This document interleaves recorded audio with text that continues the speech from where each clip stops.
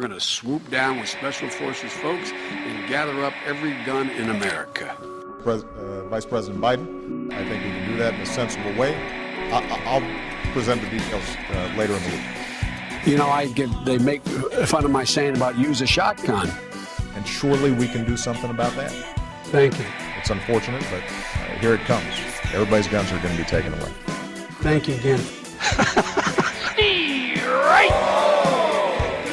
Sir, could you give us your reaction? There are many people That is inconsistent with the Second Amendment. The president's into showmanship. Is he a hypocrite? The president told me directly back. The president uses them as a backdrop and drama. What's your favorite firearm? There are many. I'm a good old shotgun guy. Why a shotgun? All right, we're going to leave it there. Senator Rand Paul, thank you for joining us.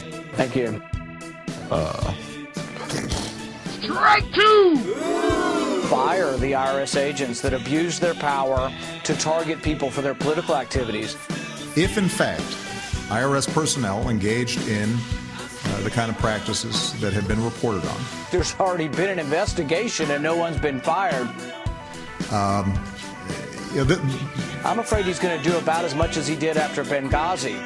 He's using the power of government to investigate his enemies. He's tapping the phones of the press. He signed legislation that allows him to detain an American without a trial and send them to Guantanamo Bay.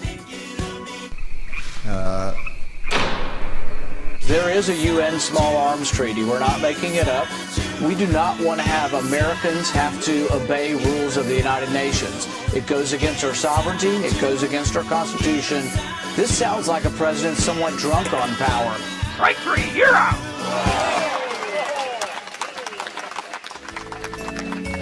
Only a virtuous people are capable of freedom.